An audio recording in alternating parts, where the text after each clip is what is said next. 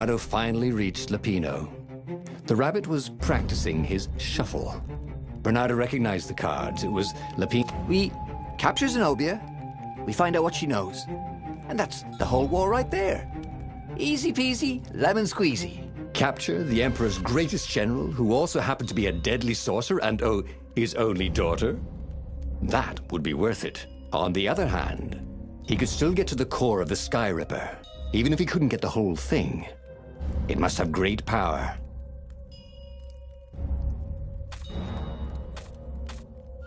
To make the Sky Ripper, the Transcendent Emperor had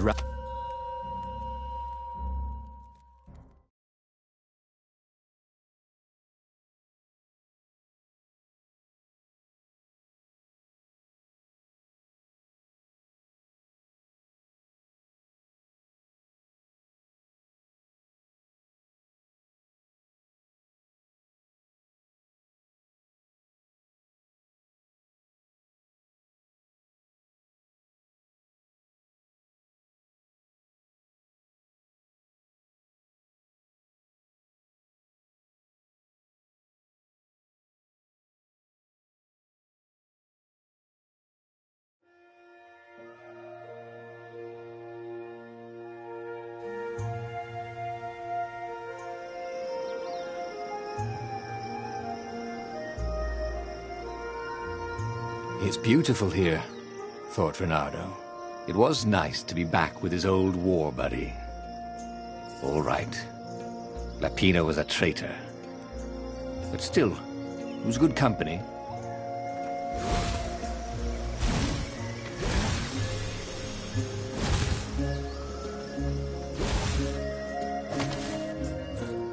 The Transcendent Emperor had made the Sky Ripper out of the eye of a god. And he'd used it to defeat the gods. But how had he defeated the first god? The one with the eye?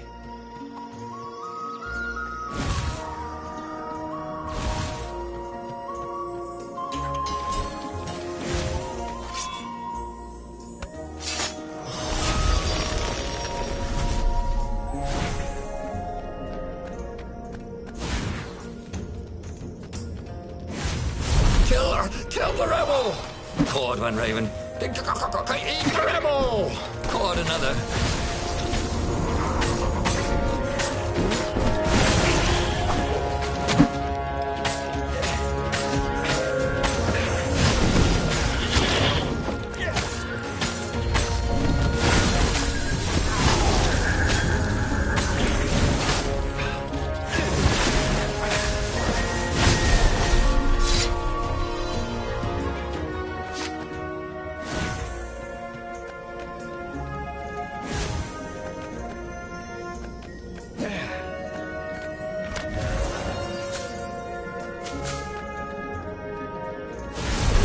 You shall not pass!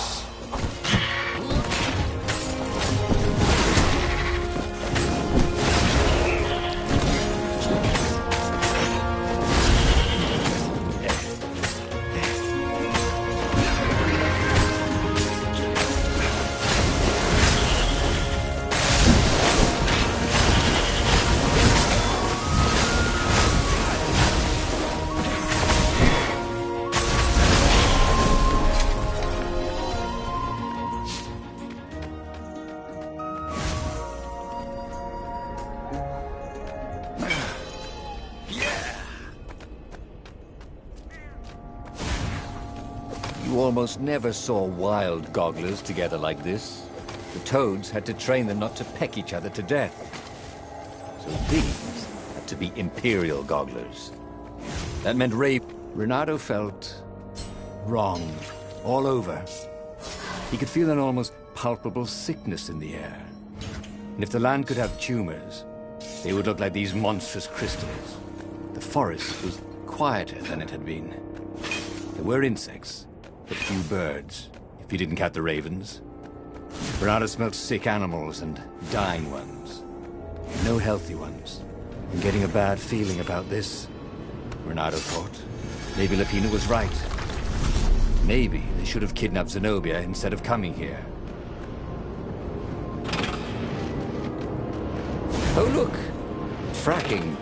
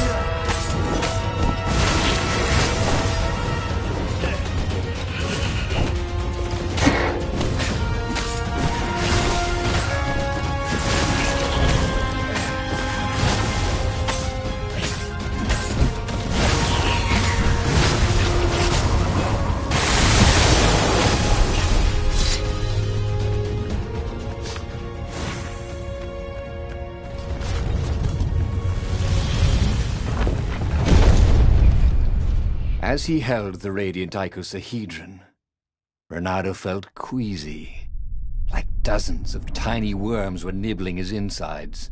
It wasn't healthy to be so close to the eye of a god. How could he use it?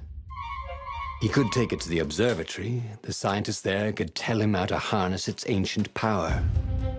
But honestly, Renato ached to get away from it. He brought the core back with him to the Farfarer. But honestly, Renato ached to be rid of it.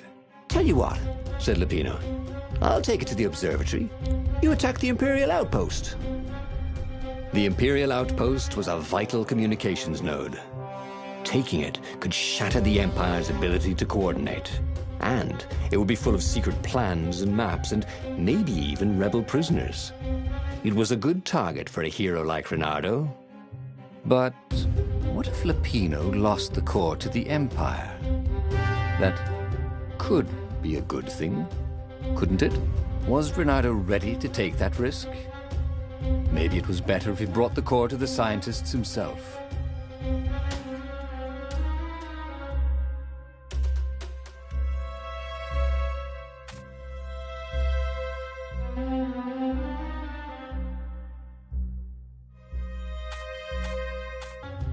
But this is what I was hired to do.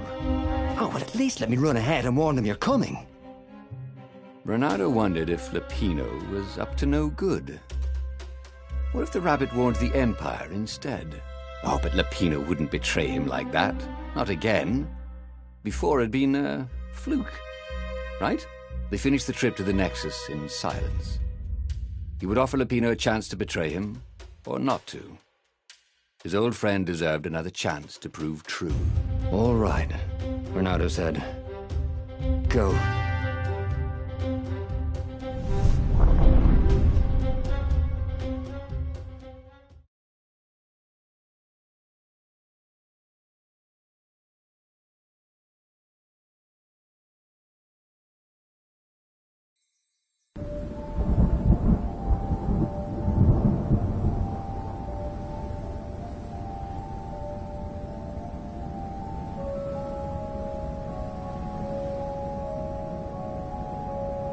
As Renato watched Lupino vanish on the horizon, he could feel nausea building in him. He felt ill. Could his knees really be aching this much? But how could he have handed the core off to Lupino? That was a recipe for disaster.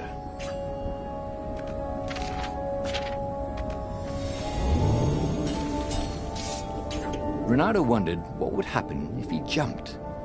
Would he be rescued by an emergency platform?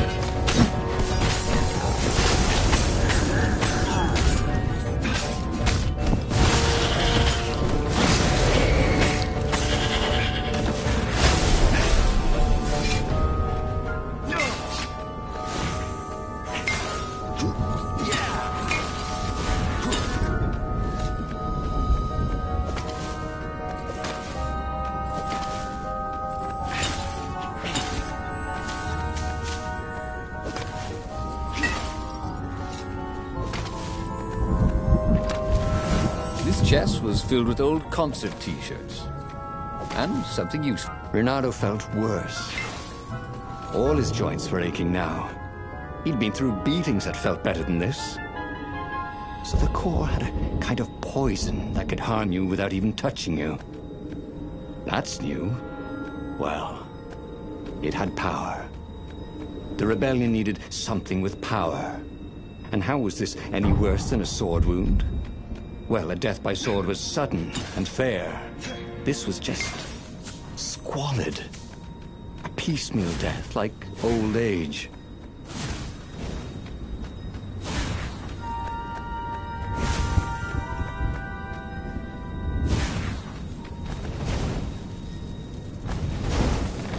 Energy spheres. Easy to dodge, but boy do they sting if you didn't pay attention.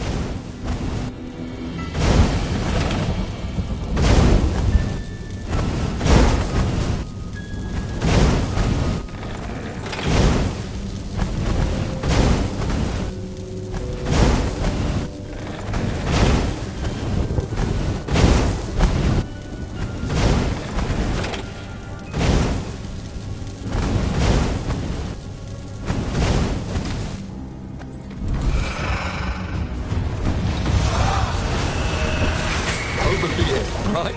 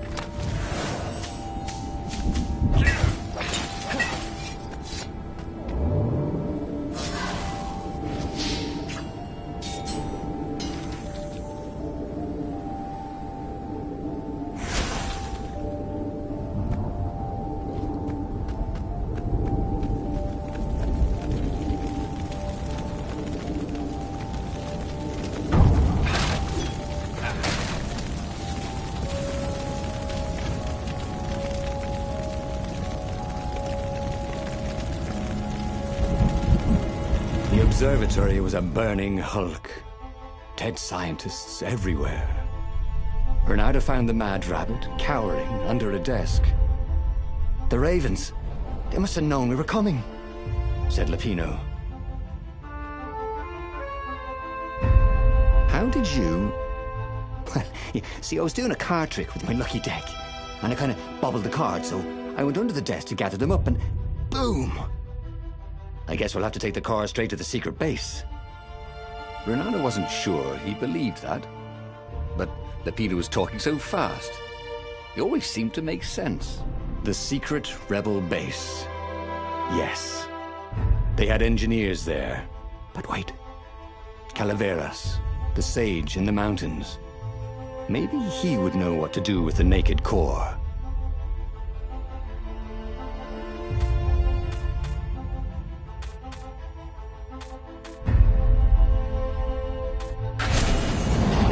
Was killing him. He needed help.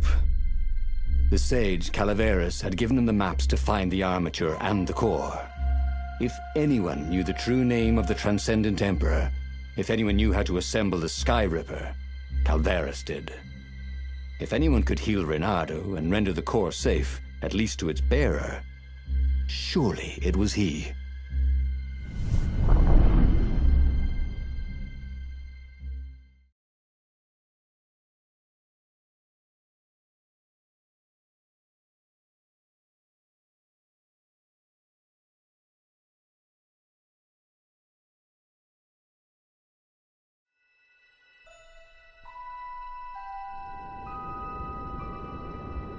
The base of the mountain was the only safe place for a landing. He would have to continue on foot, muscles aching. Calaveras was a scholar, not a doctor. Could he really save Reynardo from the poison radiating from the lost god's eye he was so recklessly carrying?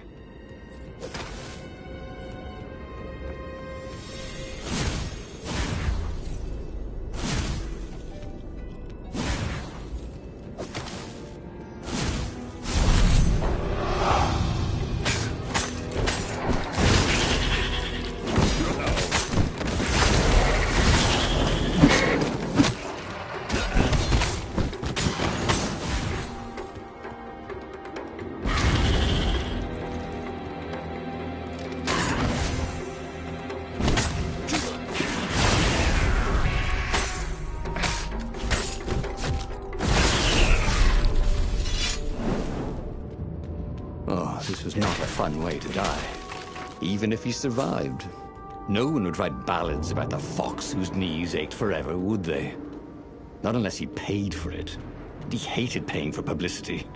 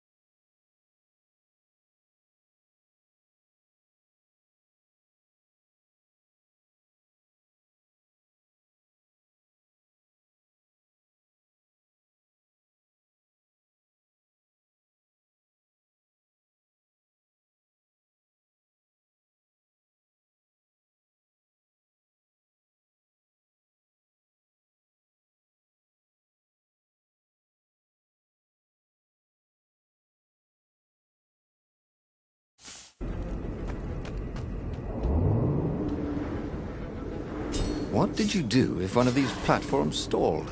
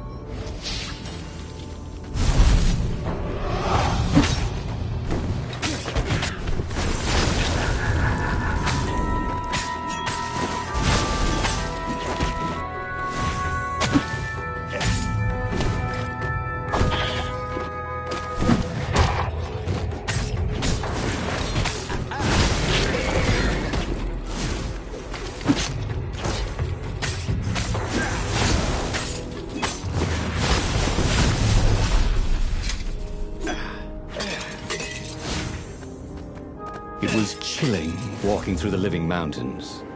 There was always noise up ahead. Insects, birds, the croak and flutter of ravens arranging ambushes. But close by, there was only the breeze and the trickle of melting snow. As if every living thing was holding its breath for his poisonous burden to move on.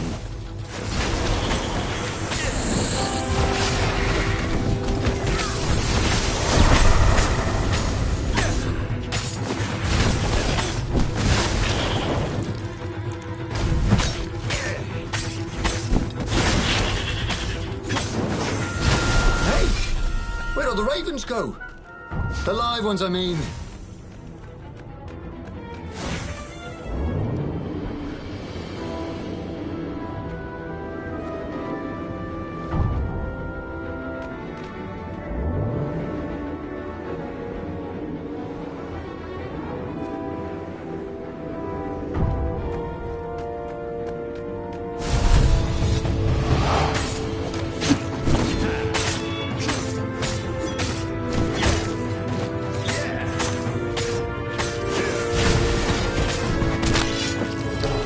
I guess now I find out what's next, he thought.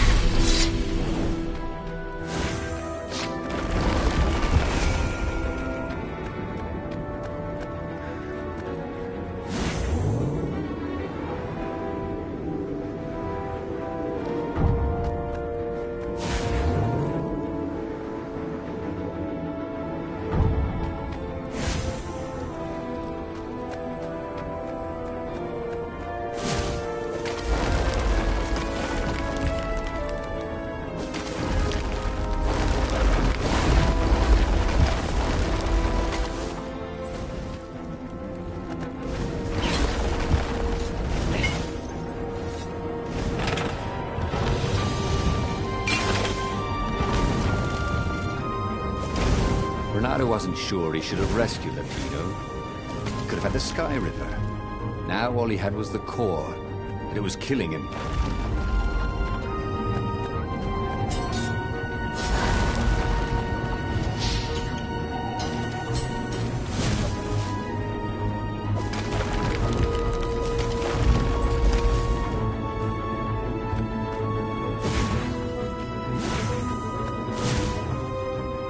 The core! Splendid!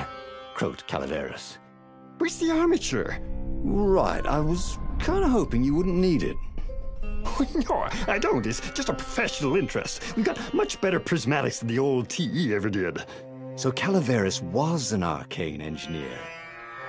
He fussed at the core all day. He wrapped it with silver chains, and in front of it, he placed a huge, round ruby, so that it looked like a monstrous, floating eye. Ah, so, what is it? And it won't poison me? Oh, no, it's completely safe now. Anything I should watch out for? Try to avoid pointing at any mirrors. As he loaded the oculum onto the Farfarer, Bernardo was a little concerned about Calaveras. People who were utterly sure of themselves, he had found, were either experts or horribly wrong. Or both. But Bernardo only needed to fire the oculum once. He only needed to destroy one ship, the Emperor's ship, and the war was over. Bernardo plunged into the Imperial fleet. He felt the oculum humming. He no longer felt sick. This was going to be fun. Or at least, it was going to be over.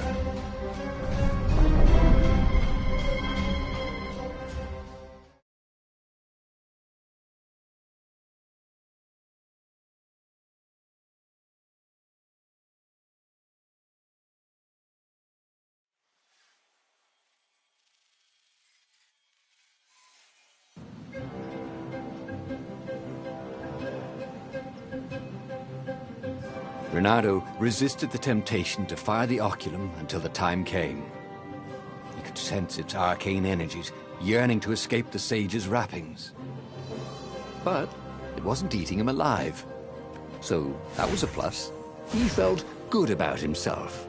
He'd saved a friend, he'd helped the rebels, he'd relied on himself, but he'd listened to others. He felt like the right sort of hero.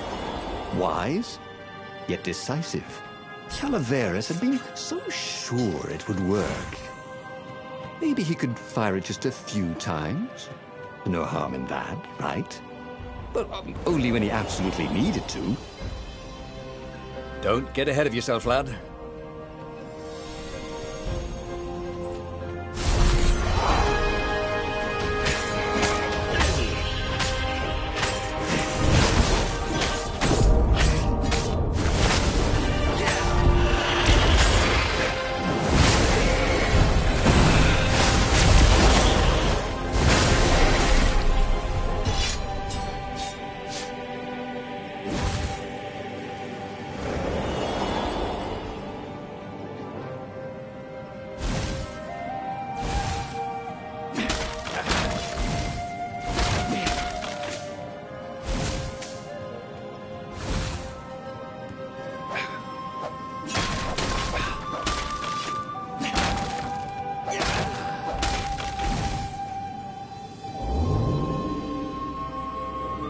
This would be the perfect place for a tic-tac-toe board.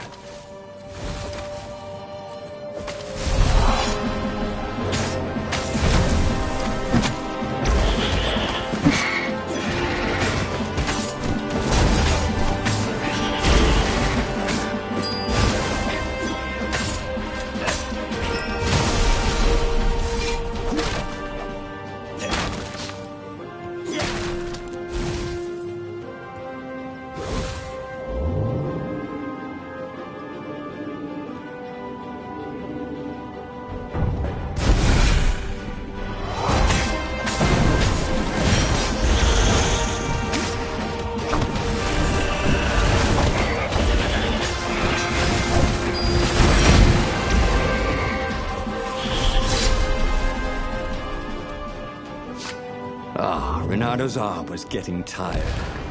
The core was no longer eating at him, but he still felt weak. His stamina was shot. But he had the oculum. When the ravens swarmed him, it would sometimes fire its death ray. It seemed to be warming up too, firing more and more often. Maybe he should let it cool off. He decided to stop using it entirely.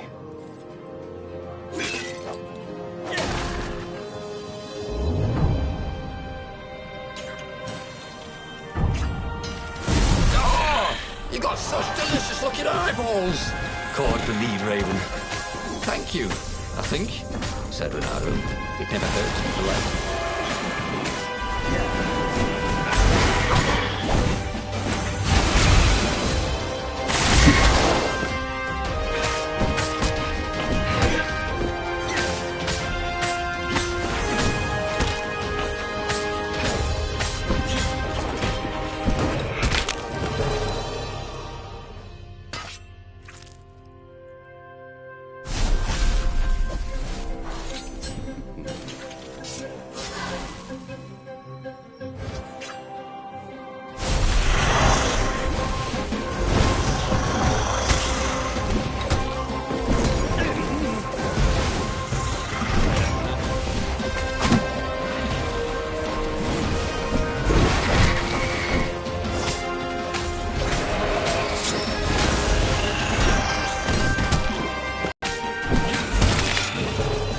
Everything hurt.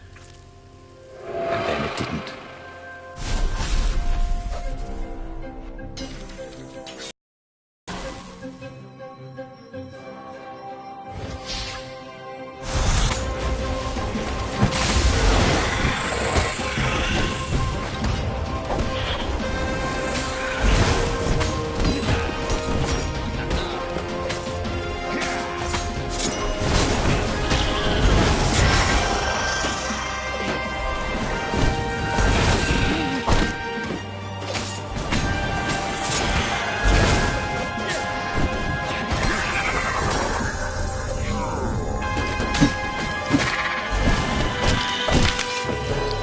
The goat. Take the goat across first, Bernardo thought. But it was too late.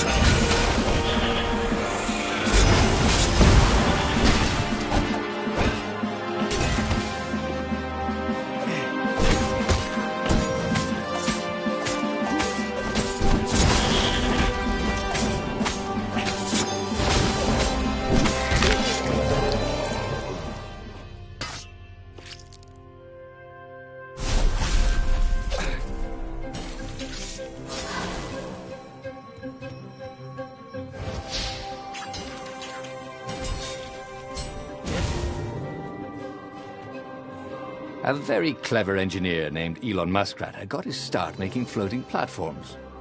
Not many people knew that.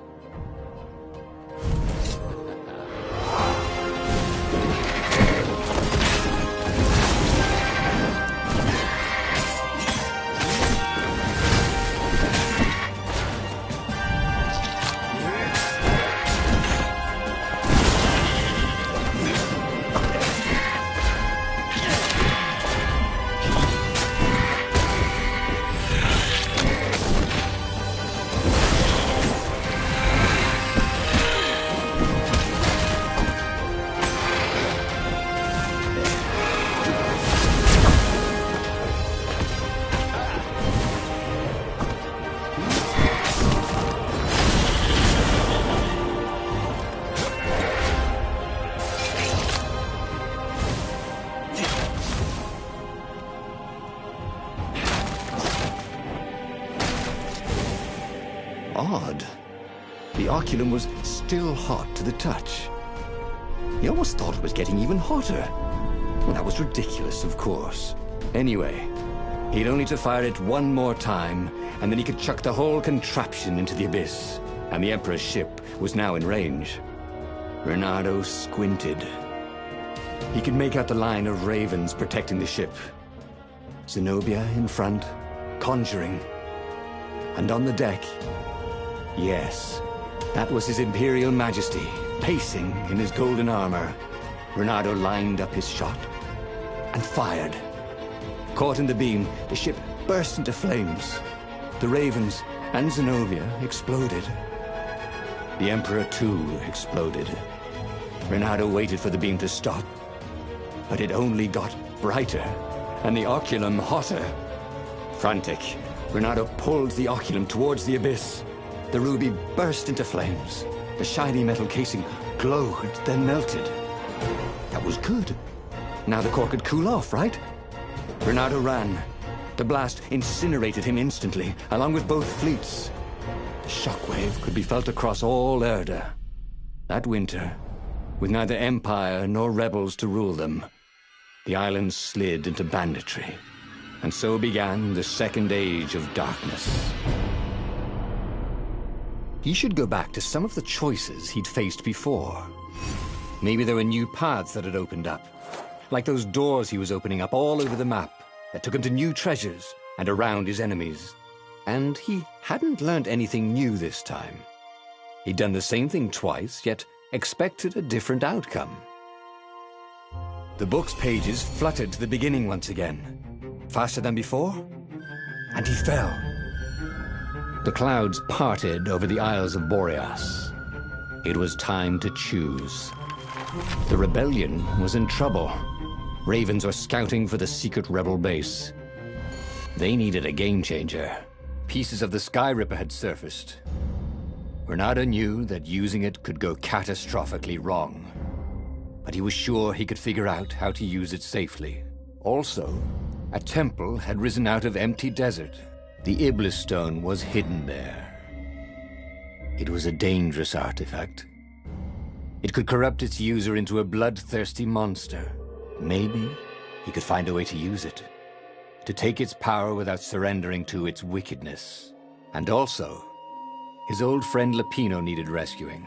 Of course, Renato had a pretty strong suspicion that Lapino had betrayed the rebellion. But could Renato really leave an old friend to the Ravens?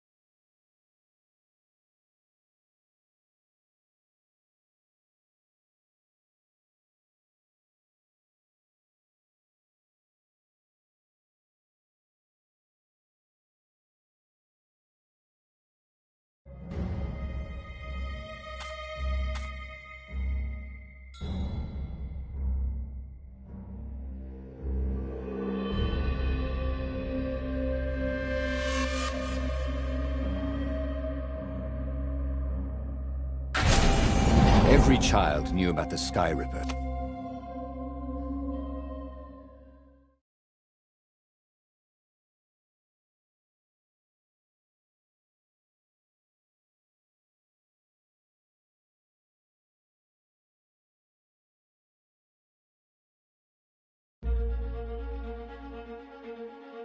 As he set foot on the island, Renato couldn't help feeling a bit curious. Was Lupino still waiting to be rescued? No. He was probably drinking champagne with the ravens. Did ravens drink champagne? Did rabbits? Renato felt oddly thirsty, come to think of it. Why had he chosen the Sky Ripper? Renato never made plans that required constant vigilance. He was a hero.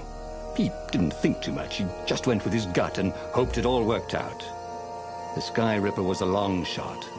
He'd have to devote himself to it. No side journeys, no rescuing old friends. That was against his nature. Could he stick with it?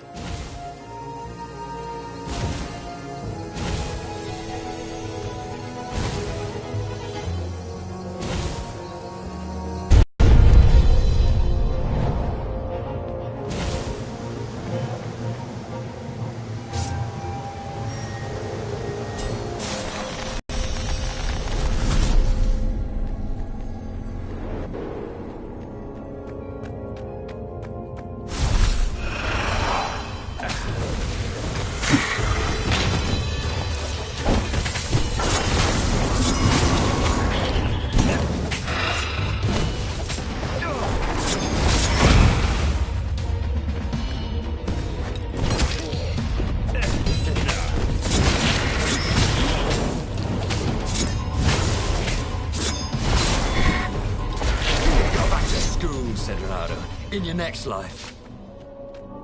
That had been his mistake before, thinking he could win a battle of wills with an ancient evil all by himself. He had to be cleverer than that. Or braver. Or something.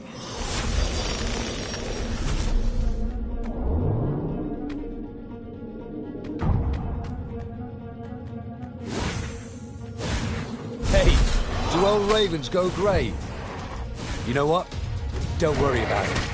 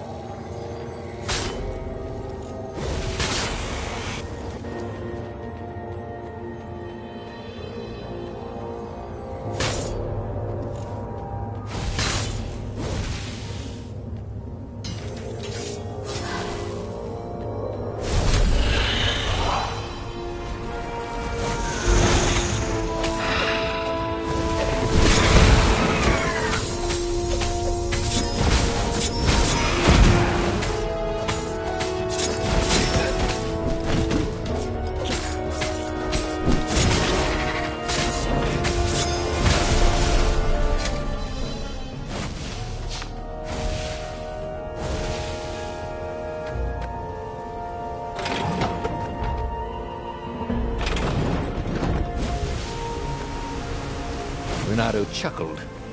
It was the same puzzle. He wished he had his friends here, so he could amaze them.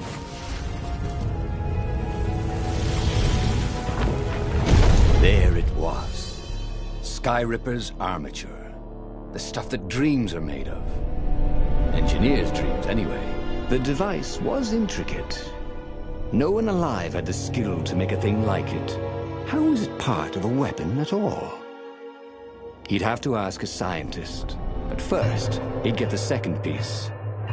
Sky Ripper had a heart, a core that had come to rest on the next island.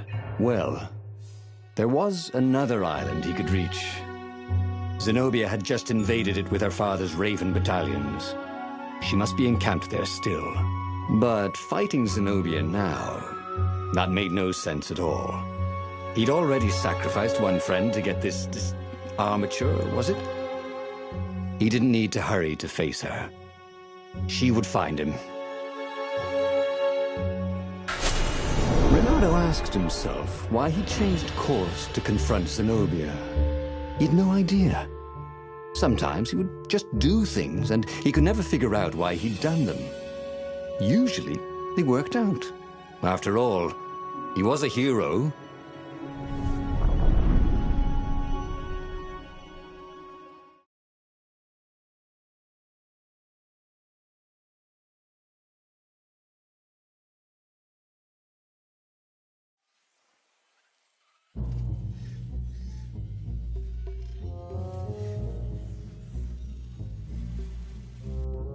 The truth is, though, he wanted to see her, wasn't it? It had been a dozen years since Swordfu School. He'd followed every rumor about her, every scrap of news. Not that he still loved her. After all, she was his enemy.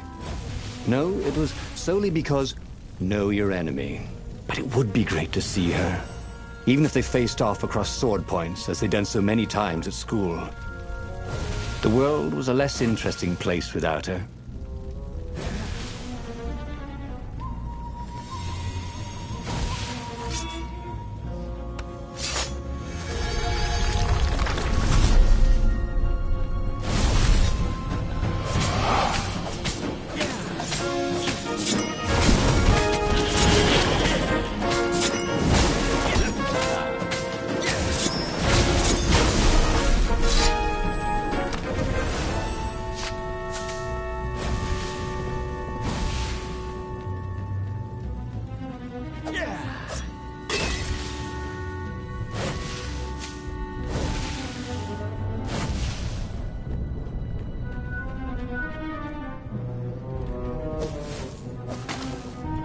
The city was burning, and there was no one to put out the fires.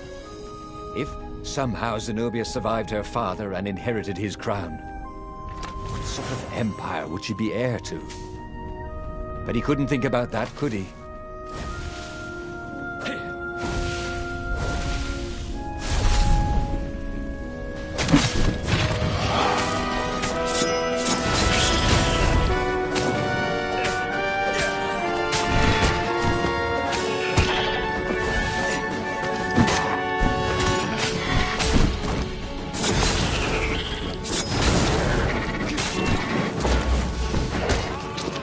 Trying to teach you how to fly.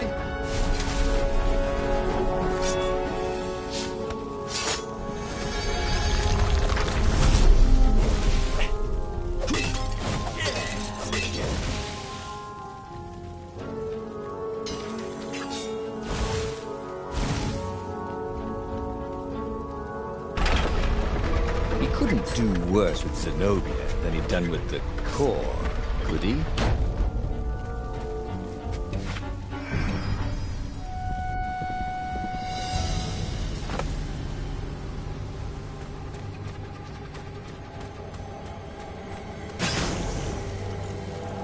Two eyes good.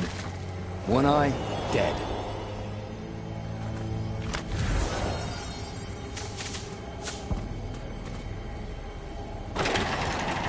Renato wasn't entirely sure how he was going to capture Zenobia. She'd be expecting him. And he didn't have Lapino to cook up a clever plan. Why was it again that he hadn't got the core? Maybe because the results tended to be disastrous. These streets were familiar. The Swordfu School was closed now, but he had been down that street 1,000 times. He knew that pub. He knew that alley. He knew the alley behind it much too well. No wonder Zenobia had chosen to invade this island herself.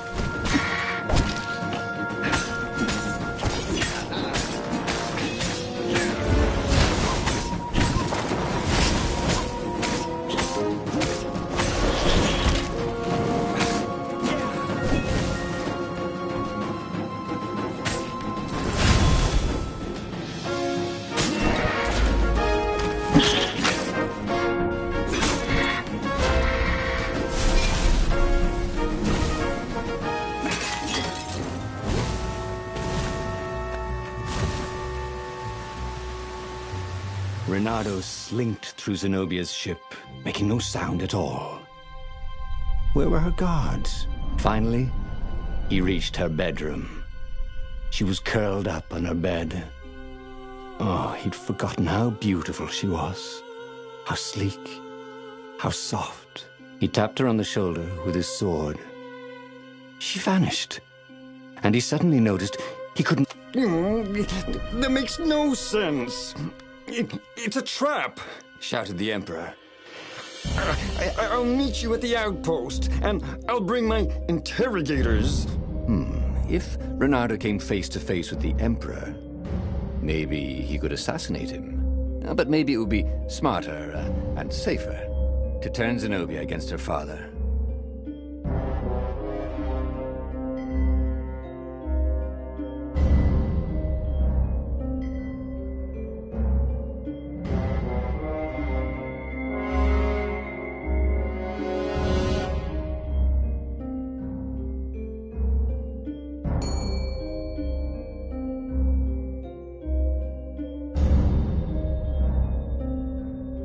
You're lying, she said.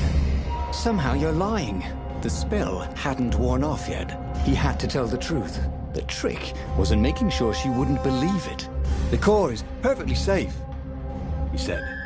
And he tried his hardest to sound sincere. So is the Iblis Stone. In fact, I was trying to get them myself. Fine then, interrogators it is, she said angrily. I gave you a chance. The Emperor's interrogators were not especially gentle, even by Weasel standards. Fortunately, Zenobia had locked him in the guest quarters on her ship, and she'd forgotten it had a toilet that, like all skyship toilets, could be vented into the abyss. This was not the sort of slippery fox he wanted to be. But just as they were about to land, he threw the latch, wrinkled his nose, and leapt through the open latrine.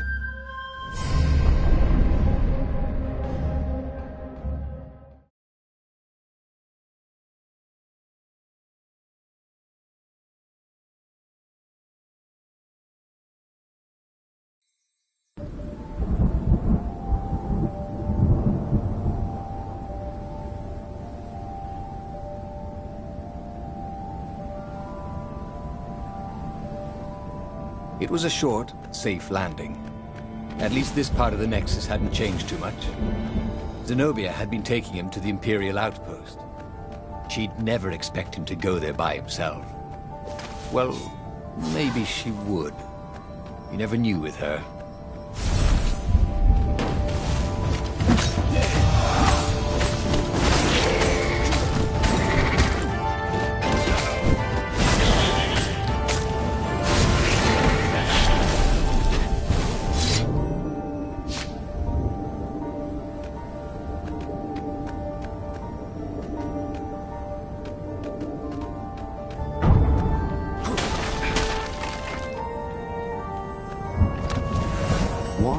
Anyone put his slinky collection in a strongbox, thought Reynardo.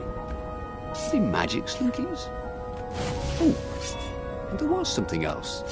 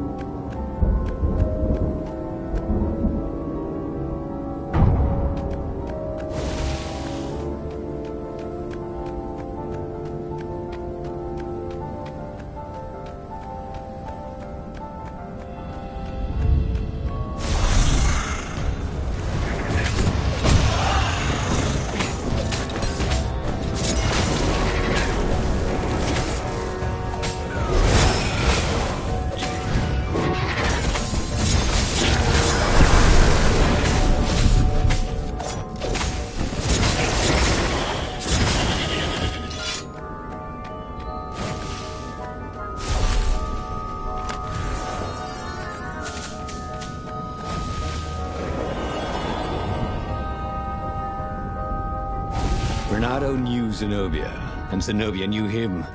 She'd suspected a trick. Now he'd vanished. She would probably guess that was his plan all along. Perfect. maybe she wouldn't use the Sky River. At least not without taking it to the scientists at the observatory first. Meanwhile, the Emperor would be coming to the outpost personally. This could be good.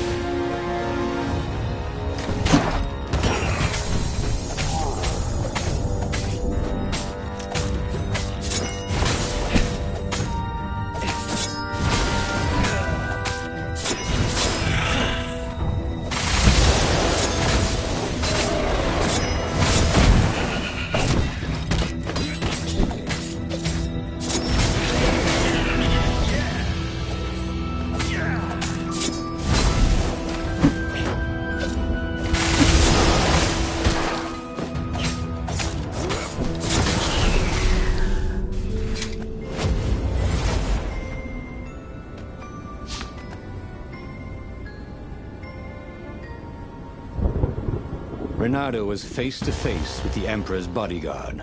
They looked very tough, but the Emperor held them back. Oh, where's my daughter? And how would I know that? Reynardo grinned at him. She lured me here so that you could kill me, didn't she? Ah, don't be ridiculous, said Reynardo, trying his best to sound convincing. She loves you. Oh, I knew it. The rabbit told me I couldn't trust her. The Emperor hopped out the door. His phalanx of bodyguards retreated carefully. Reynardo heard someone call, "Arrest her!" as they left. Well, that's a job well done, thought Reynardo. Now the fleet will be in all sorts of disarray. But maybe he could find her in the mountains. She always used to go to the mountains to hide from the world. Maybe he could even turn her against her father. Or maybe he could reap the benefits of the chaos he had sown. It was time to report to the Rebel Council, and then launch the attack on a divided and very confused Imperial fleet.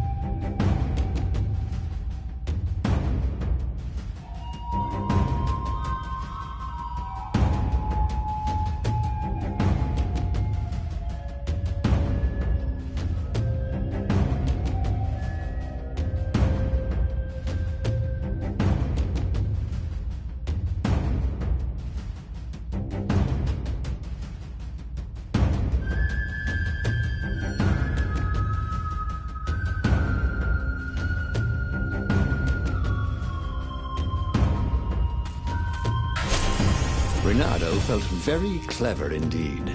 He'd told the Empire nothing but the truth, and now they suspected everything and everyone. So, why are you going to see Zenobia? He asked himself. It's not just a gloat, is it? No, of course not. Now, turning her against her father was good. It was very good. If she would actually join the rebels, that would be spectacular, right? That was definitely what he was doing.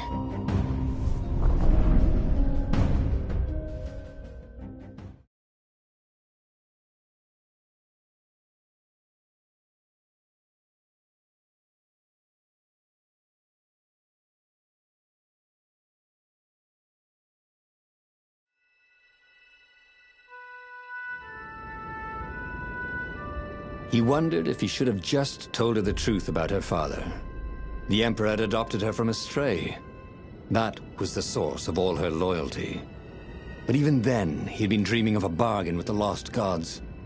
They alone could make him immortal. The Emperor would have to seal that bargain with the life of someone who truly loved him. And who else truly loved the Emperor? But how could Reynardo tell her that now? Why would she ever believe him?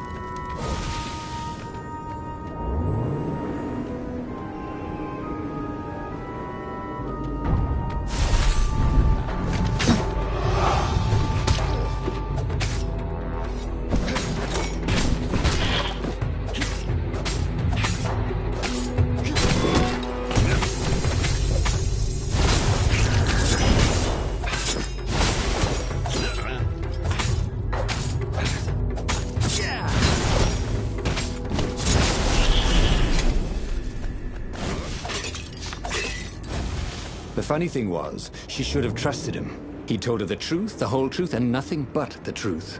Oh, all right. The truth was, he'd played her like a fiddle. And how often had he ever done that? She was so smart. Smarter than him, really.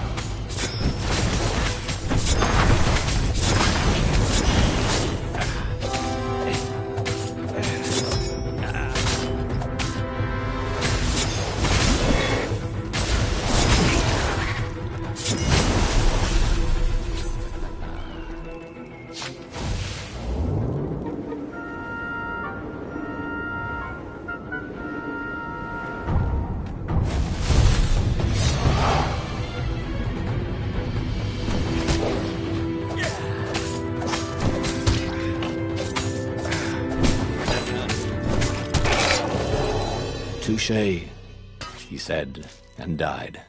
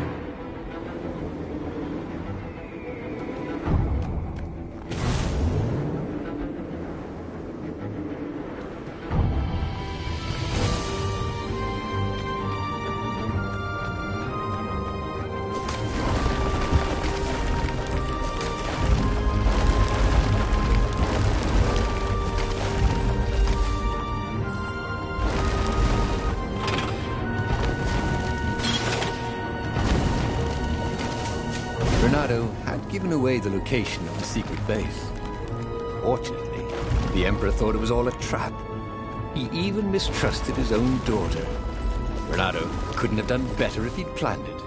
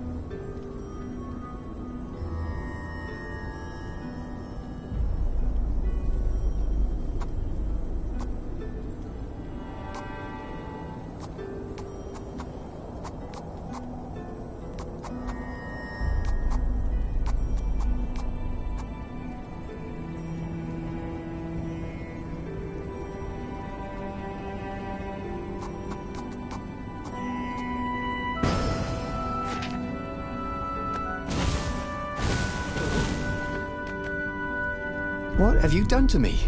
Zenobia demanded. My own father thinks I'm a traitor. So? But I'm loyal. So what? You're a bastard, Renato, she said.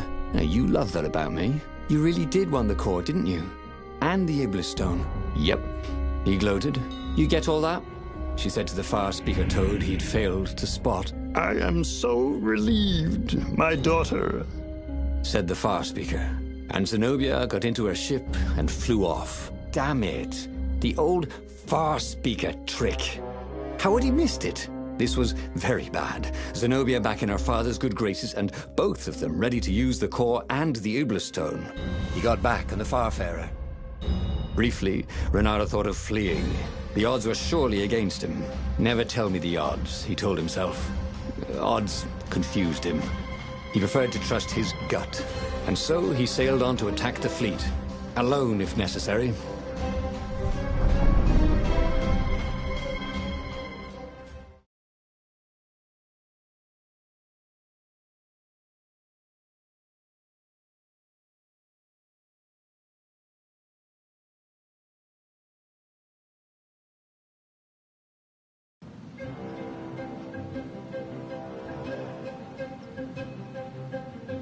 There were not many rebels here, and they were disorganized. The Empire had obviously attacked the secret base, the formerly secret base whose location Renato had so helpfully pinpointed on a map. There was still time to turn around, wasn't there? But Renato hated turning around. Heroes don't turn around, they just own their screw-ups and turn them into impossible victories, right?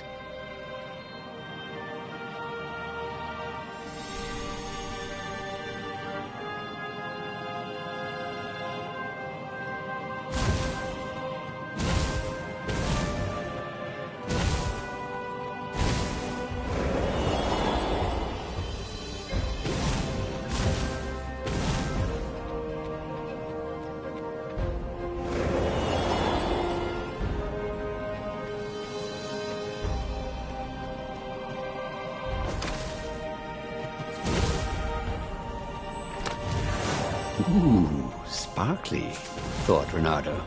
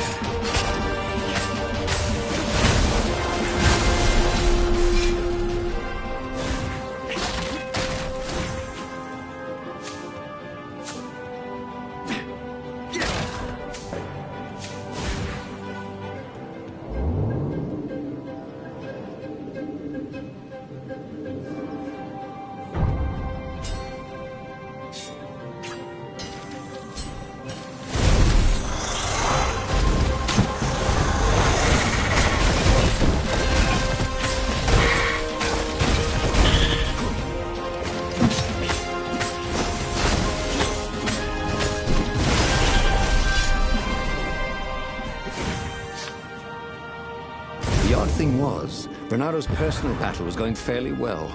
The Ravens immediately in front of him were no quicker or tougher than usual. Where was the power of the core, blasting him off into the abyss? And where was Zenobia? She must be up to something. But whatever it wasn't his problem. Not yet, anyway. It was all going surprisingly well.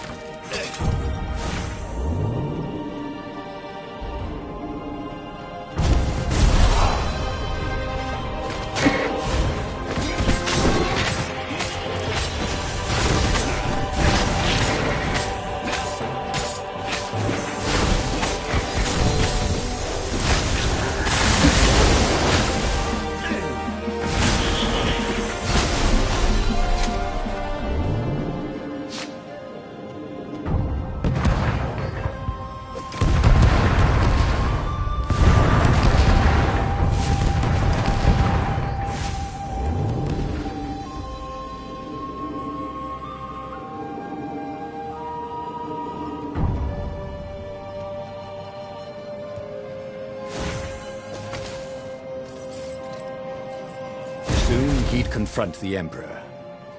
Funny that this whole war had come about because the Emperor feared death. And now it was coming for him. There was some sort of lesson there, wasn't there?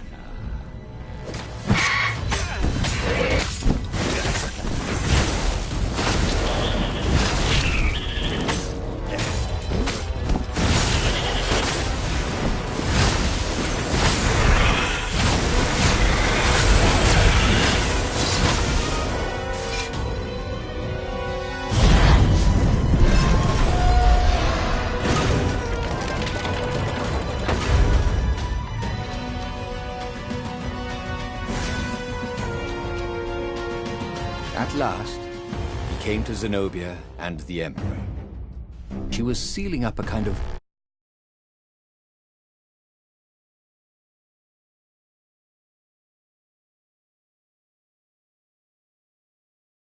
coffin, banded with lead. So glad you're here.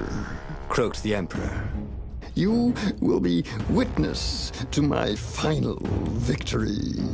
That's creepy, Dad, said Zenobia. But thank you. Because of your shenanigans, we tested the core. It's really unstable. It could have blown us all up. It could, said Renato, a little frustrated that she'd figured it out. Anyway, we already destroyed your secret base, so we don't need a super weapon. We're just going to bury it. Do we, torture you? Or give you a medal? Sometime later, Renato got an invitation to attend the Emperor's ritual sacrifice of his daughter. They took him out of his dungeon cell and gave him all his medals to wear. A little while after that, the lost gods returned, and the sun went black, and the Emperor ate his soul. He should go back to some of the choices he'd faced before. Maybe there were new paths that had opened up, like those doors he was opening up all over the map that took him to new treasures and around his enemies. But he'd learned another true thing. Zenobia still had feelings for him. The book's pages fluttered to the beginning once again, faster than before, and he fell. The clouds parted over the Isles of Boreas. It was time to choose. The rebellion was in trouble. Ravens were scouting for the secret rebel base. They needed a game changer. Pieces of the Sky Ripper had surfaced. Renato knew that using it could go catastrophically wrong, but he was sure he could figure out how to use it safely. Also, a temple had risen out of empty desert. The Iblis Stone was hidden there. It was a dangerous artifact. It could corrupt its user into a bloodthirsty monster. Maybe he could find a way to use it, to take its power without surrendering to its wickedness. And also, his old friend Lapino needed rescuing. Of course, Renato had a pretty strong suspicion that Lapino had betrayed the rebellion, and he had a gut feeling that he needed to use that to his advantage. Renato finally realized that Lapino was a traitor to the cause, and maybe Renato could use that somehow.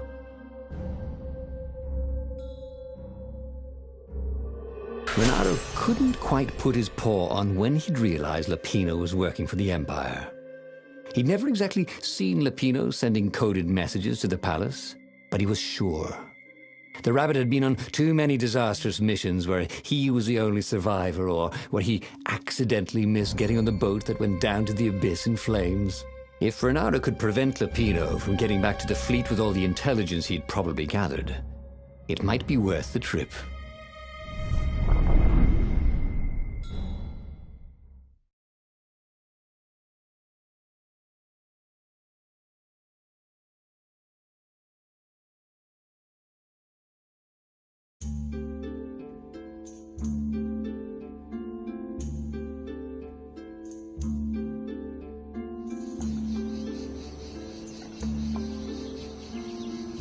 How had they come to this? They'd been on so many adventures together. Lapino had talked Renato out of prison at least 4 times, and Renato had rescued Lapino from at least 2 lynch mobs.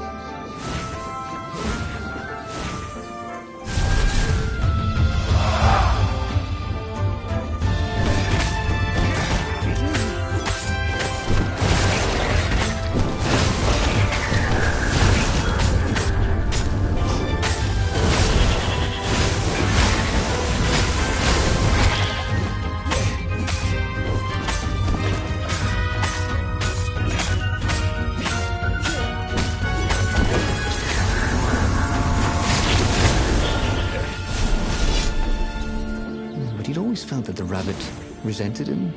Lupino was hilarious because he was so down on himself and everyone else. But behind the laughs, he wasn't a happy camper. Ooh, was this payback? Or did the Empire have his little white tail in a vice?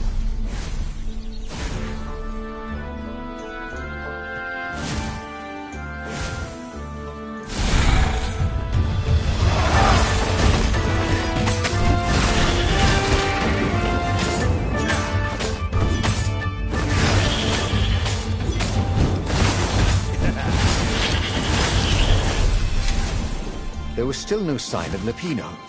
Not a hair, not a pellet. Was he hiding in the cemetery further down the road? That didn't seem like him.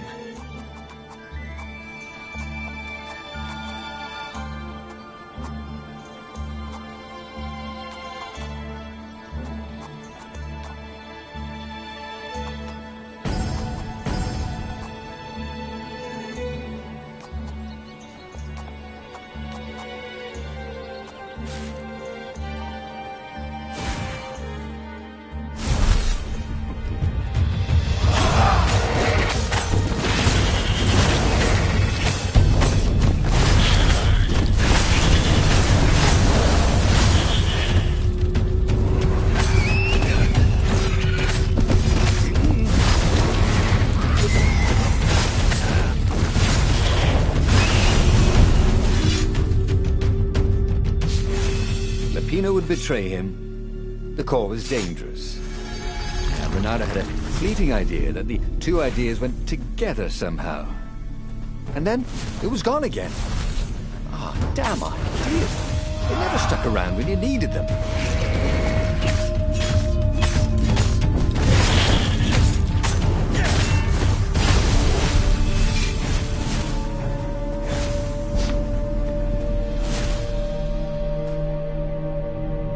Bloody and exhausted, Renato finally reached Lupino. The rabbit was practicing shuffling his favorite deck. Now that he knew what the rabbit was, there were a few things about him that Renato didn't find so amusing anymore. You sent me an urgent message saying that you're in danger. Oh, I am. The Ravens are coming. Now, I've got a clever plan to kidnap Zenobia. Renato wanted to clap shackles on the rabbit and shout, "You're a traitor, and I'm not falling for it." But if there was one thing Renato was sure of, it was that the core of the Sky River was dangerous mostly to its user. If he could put it in the Emperor's hands, old Isengrim III might blow himself and his fleet up with it. Yes, that was it.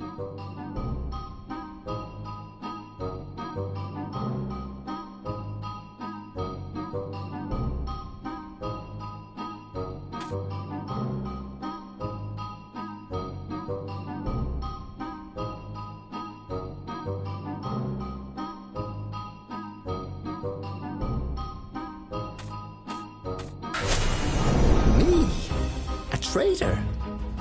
I'm hurt, said Lupino. Why ever would you say that? We found your code book, said Renato. They hadn't, but he hoped Lupino would blow his cover.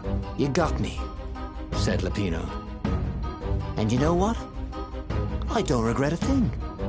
It's always about you, isn't it? You're the pretty hero. You get the girl, you get the medal, and what do I get? Rabbit food. I thought you liked rabbit food.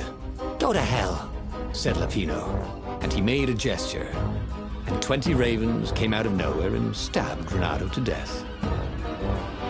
He had tried something bold and paid the price for it.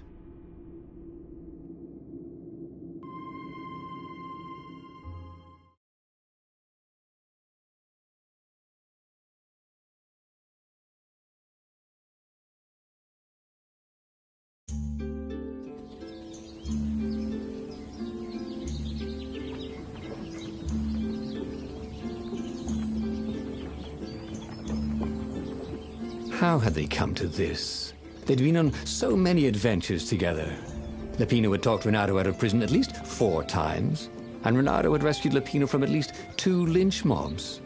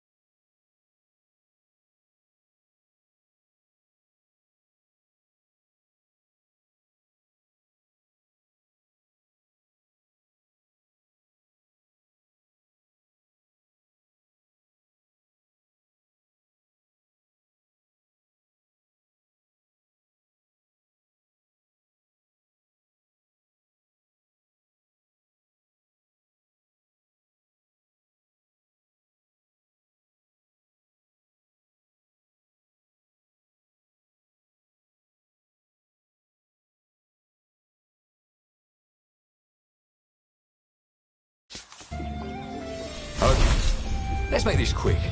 I'm on my break in literally 2 minutes.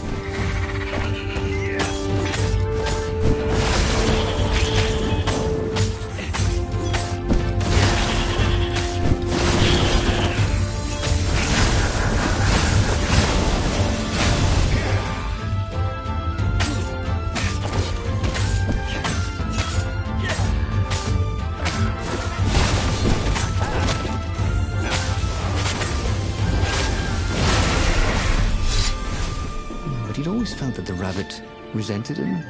Peppino was hilarious because he was so down on himself and everyone else. But behind the laughs, he wasn't a happy camper. Ooh, was this payback? Or did the Empire have his little white tail in a vice?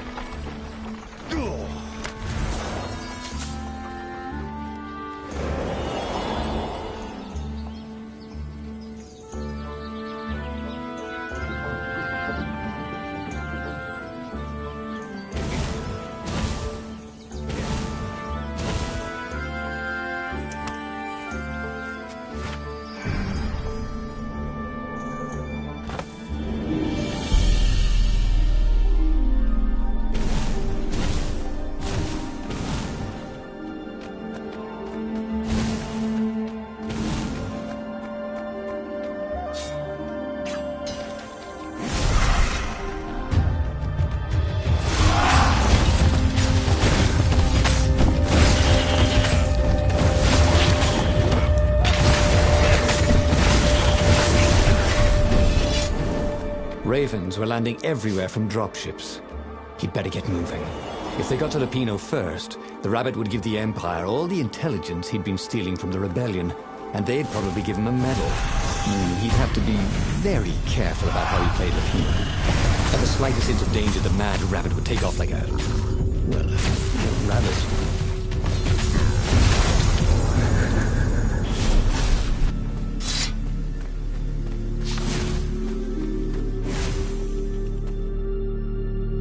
Bloody and exhausted, Renato finally reached Lupino.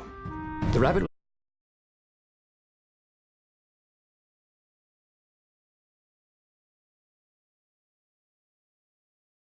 shuffling his favorite deck. Oh, I am. The Ravens are coming. Now, I got a clever plan to kidnap Zenobia. Renato wanted to clap shackles on the rabbit and shout, "You're a traitor, and I'm not falling for it."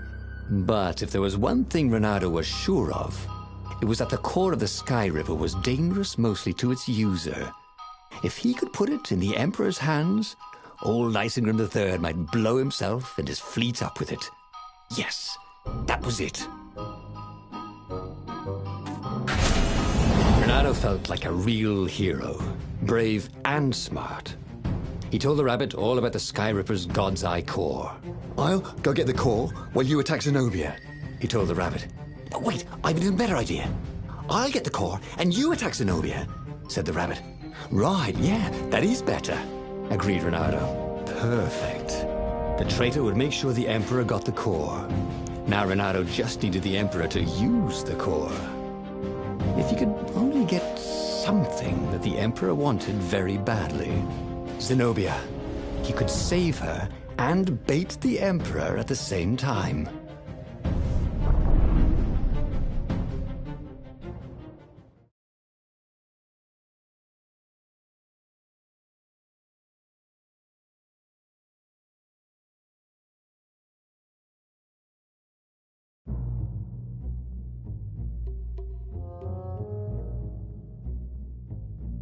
Right.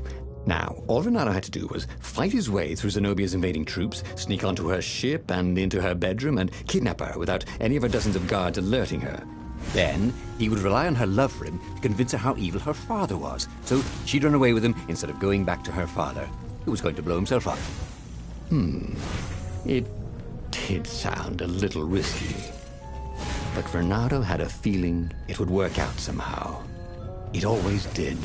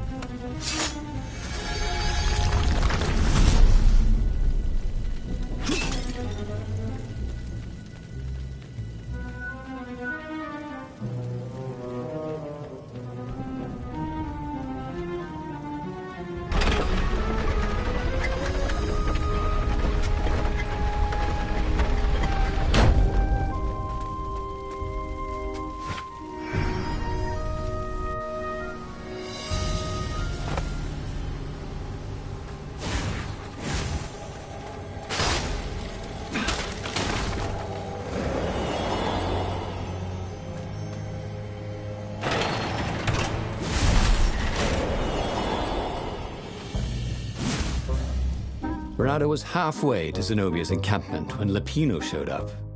He was disheveled and distraught. They jumped us. I barely got away. Oh, they got the core. Oh, it was all going according to plan, thought Renato. Now he just needed Zenobia on his side. Yes, that was even better. The Iblis Stone. Zenobia could get it. And then the Emperor would have to pursue them. Wait. No. The gem would corrupt anyone. Even her. That's it, he thought. Even Lupino.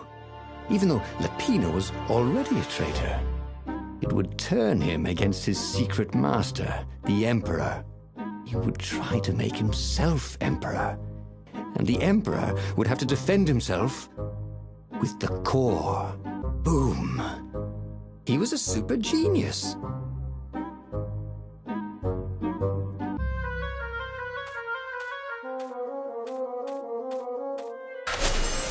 This is terrible, Bernardo told the rabbit.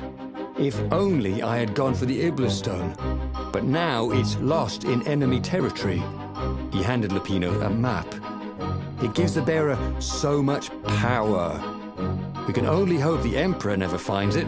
What was that? Said Lupino. I think someone's following us. I didn't hear anything. Rabbit ears. You go on ahead. I'll check it out. And with that, Lupino hopped off with the map.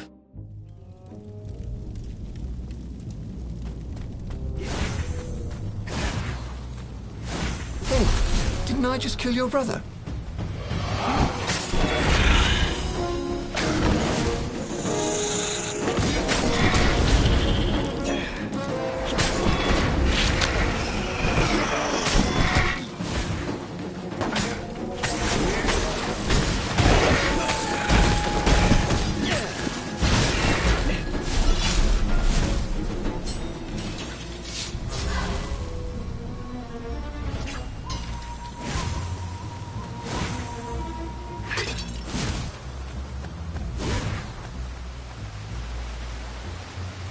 Renato slinked through Zenobia's ship, making no sound at all.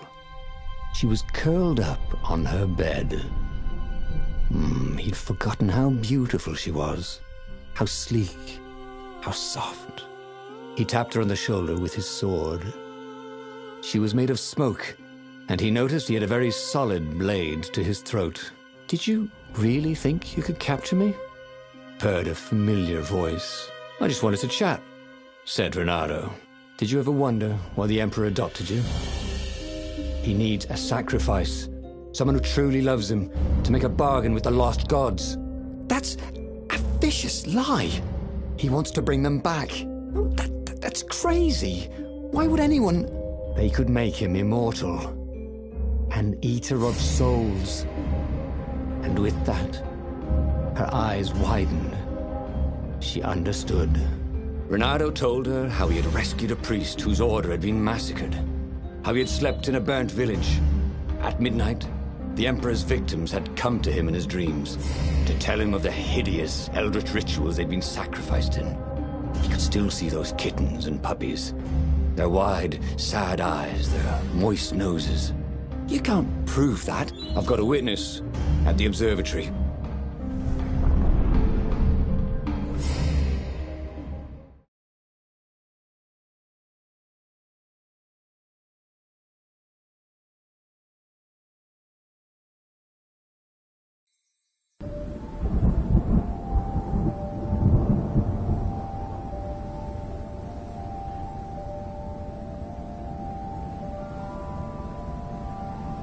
He couldn't tell her, not yet, why he was really here.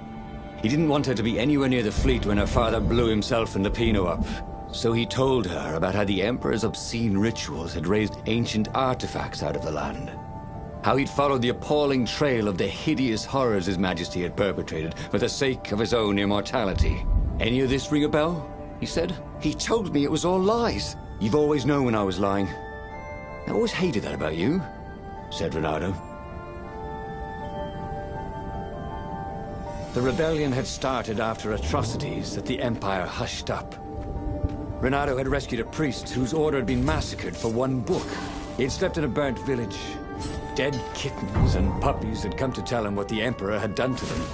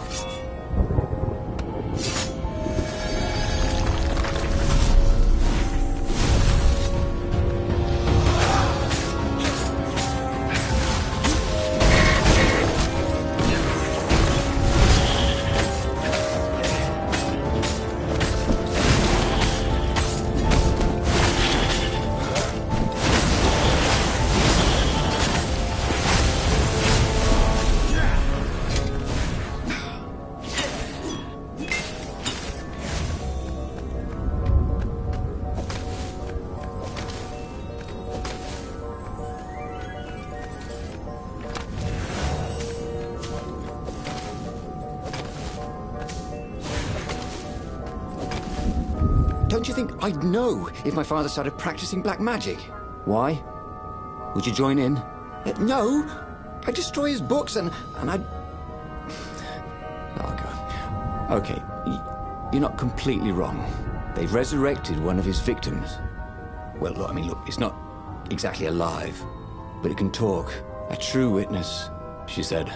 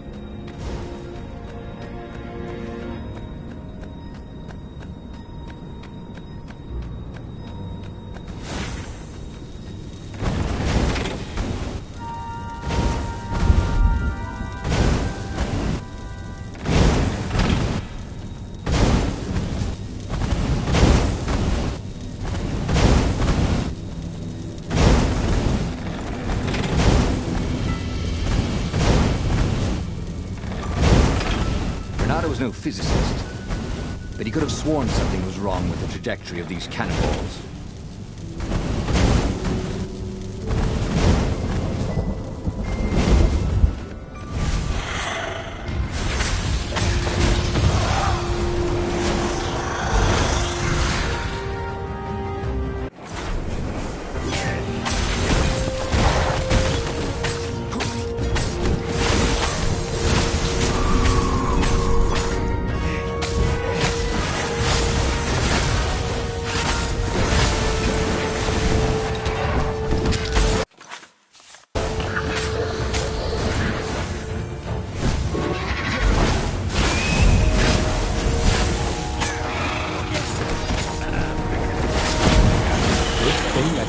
clean up around here, he thought.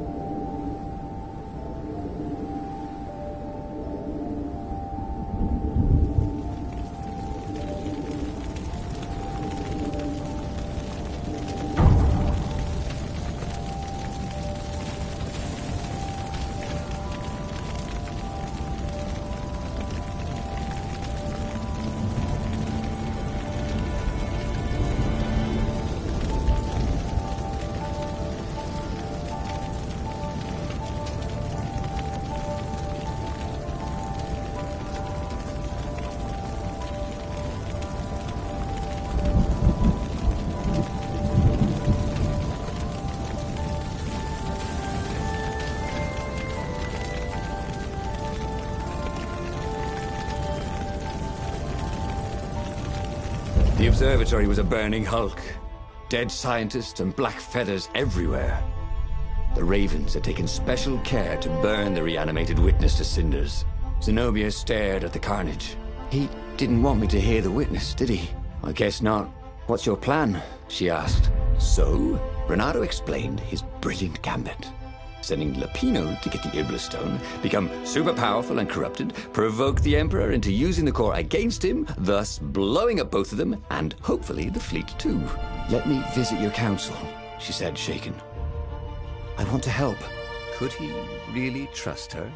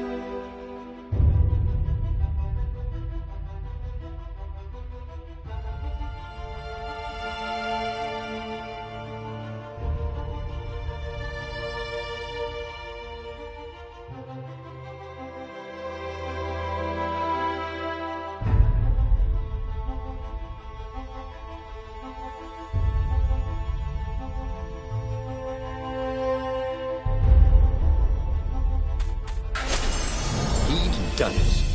He'd made Zenobia see how evil her father really was. He wished she didn't feel this urge to join in the rebellion. After all, he'd taken care of the Emperor, right? Yeah, but she'd always been conscientious like that.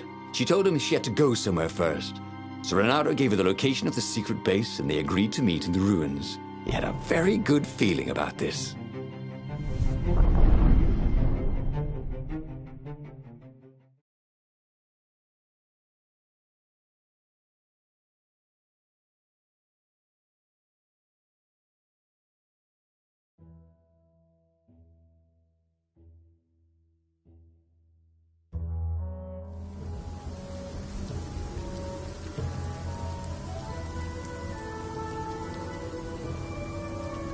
What had Zenobia gone off to do? What was more important than meeting the Rebel Council? Had he made a mistake, sending her to the ruins? No. He knew they could trust each other. He could trust her because she never broke her word. And she could trust him because she could see right through him. Well, she'd probably be there well before him. She at least didn't have to fight her way through rainstorms of ravens.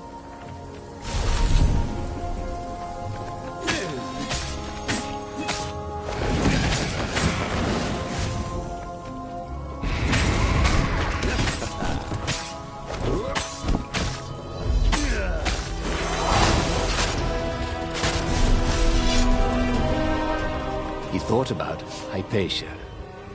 Oh, she'd been an amazing rabbit. She could talk to him about comics, and talk to her son about history and battles, and talk to scholars about the ancient tomes hidden deep in the vaults of the Library of Ubar. Oh, Renato really missed her.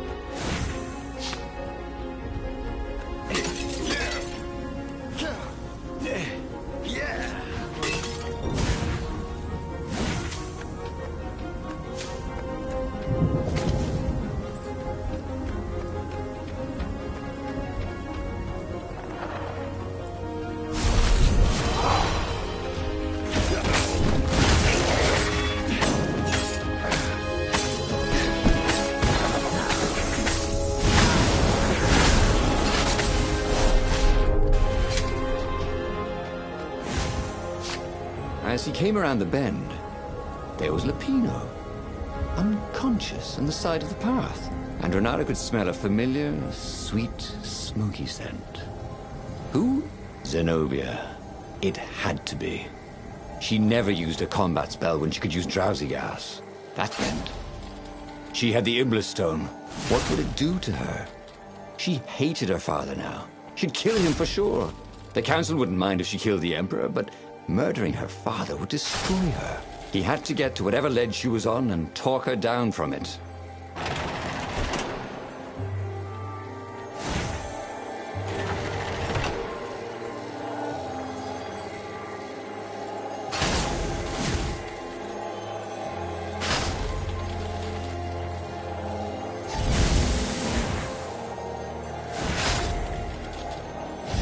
Sleep tight, thought Renato.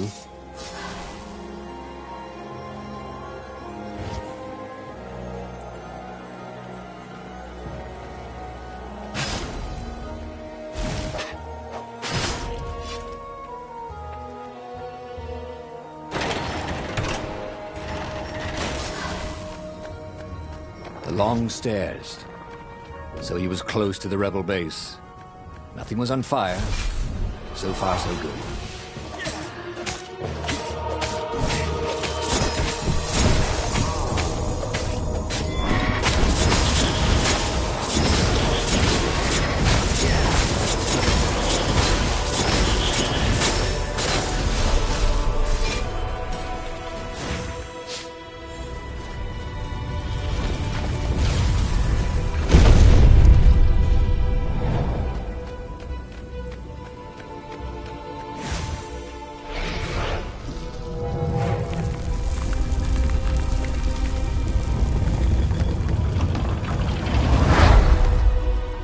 Everyone in the council chamber was dead. Zenobia stood shivering in the courtyard, drenched in blood. Why? He managed. They started arguing with me. I lost my temper and I wanted their blood. Not me. The stone did. Why did you take it from Lupino? I had a plan. You had a stupid plan, she said. I'm going to go kill my father now. No, you can't. You'll just take his place. You'll become worse than him. Get out of my way, or I'll kill you too.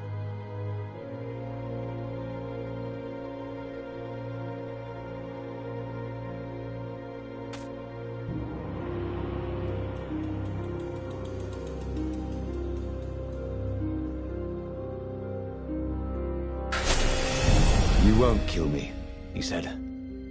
And I won't let you kill the Emperor. Enraged, she raised the sword. You hate him too?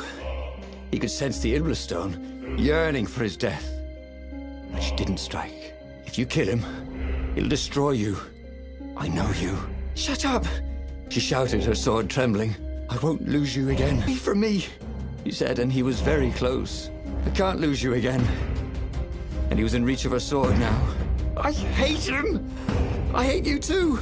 I love you, he said for the very first time. And then she was weeping. He was holding her. The sword had dropped from her hand. He glanced at the Iblis Stone. It was no longer the black of the void. It looked like coal. No. It glowed, like a cinder. It was crackling, burning, crumbling into ashes. You've always loved me, haven't you? She said. She was weak. The stone had taken so much from her. Always, he said. She staggered as he helped her up. Let me take you away. Where? The island of Avalon. The sisters will heal you. He'll follow us. Then we need the Farfarer, the fastest ship in the Empire.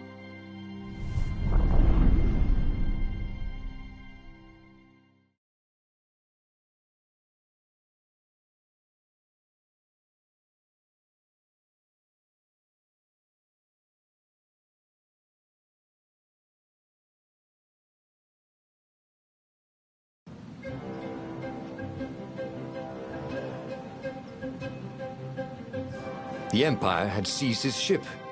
They'd have to take it back.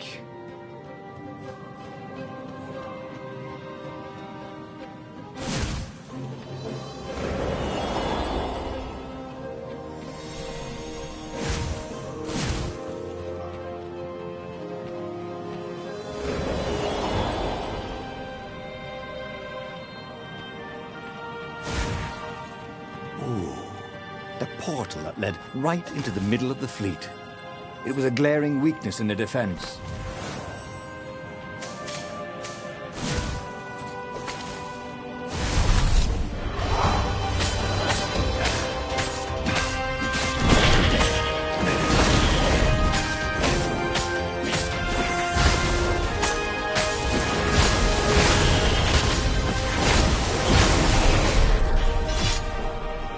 Zenobia was in no shape to fight.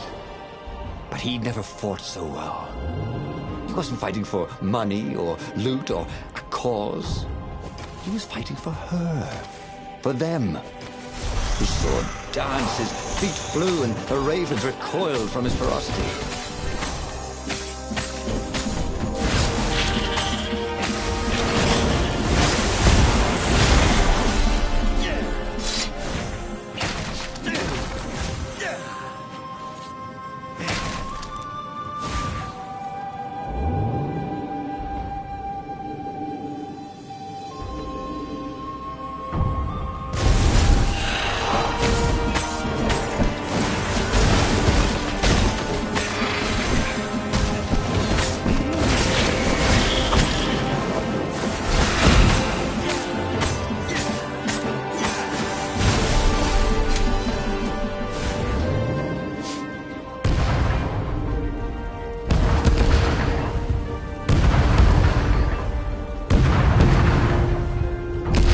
There it was, his beautiful skycraft, the Farfarer. They would fare very far indeed, beyond the Empire, beyond the reach of the Empire, to the mystical island of Avalon. He didn't know exactly where it was, but he knew he could find it. And they would find peace there. Second star on the right, and straight on till morning, laughed Zenobia. And they laughed together for the first time in a long time.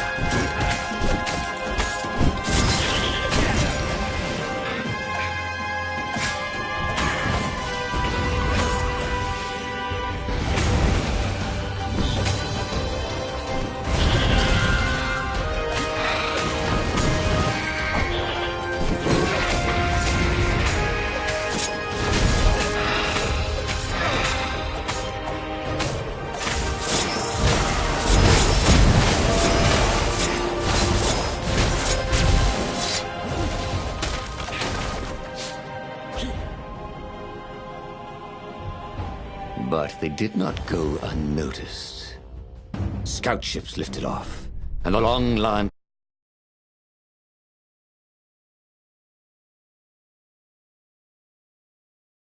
flagship.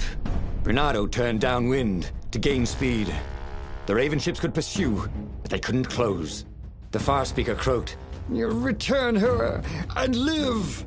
"Go sacrifice yourself," yelled Bernardo. "Then you won't have her either." On the flagship, the Emperor was readying some arcane weapon. It couldn't be. It was the core. A devastating beam lanced out of the flagship. Bernardo zigzagged wildly to keep the Farfair out of it. Now the Raven scout ships were closing the distance, and the beam was getting closer too. Then came a blinding flash, and the air was searingly hot all around him. There was a thunderous, deafening roar. He could smell burnt oak and burnt feathers and burnt flesh. But when he could hear and see again, they were alive and unhurt. And they were alone in the sky. Zenobia embraced him. They had done it. Through luck and through love, they had won the war. "Avalon, here we come," he said as he held her arms wide in the prow of the boat and let her feel its speed. Maybe the real Avalon is wherever we're together, she said. And so, after a bit of an argument, Bernardo and Zenobia went to one of the two Avalons. The one shrouded in mists, or the one in their hearts. But which one they went to, I'll never tell. He'd done it. He'd forged his own destiny. Well, he hadn't actually done it, but he knew what he would do. Bernardo smiled at the book. He practically wanted to kiss it. The kid's sacrifice hadn't been in vain. He'd saved the book, and saved the world. Bernardo owed him and his mother so much. Bernardo lowered the mainsail and let the Farfarer shoot forward in the breeze. Second star to the right, and straight on till morning. This time, he would win.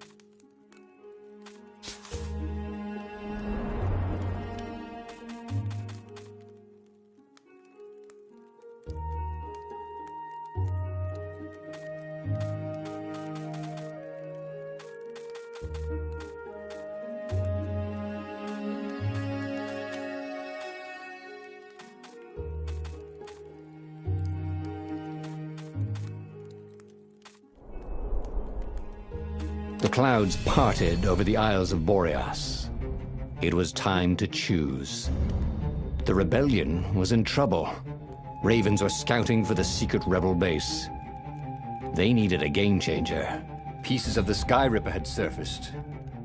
Reynardo knew that using it could go catastrophically wrong, but he was sure he could figure out how to use it safely. Also, a temple had risen out of empty desert. The Iblis Stone was hidden there. It was a dangerous artifact. It could corrupt its user into a bloodthirsty monster. Maybe he could find a way to use it, to take its power without surrendering to its wickedness. And also, his old friend Lapino needed rescuing. Of course, Reynardo had a pretty strong suspicion that Lapino had betrayed the rebellion, and he had a gut feeling that he needed to use that to his advantage.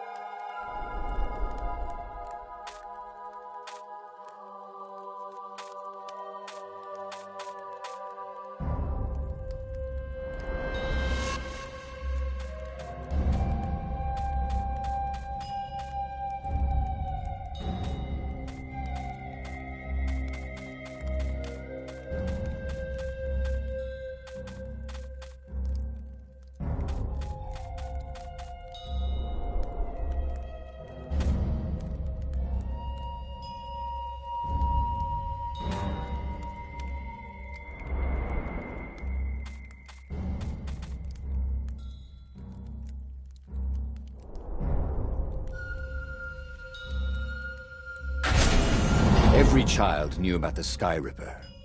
The Transcendent Emperor had buried its pieces deep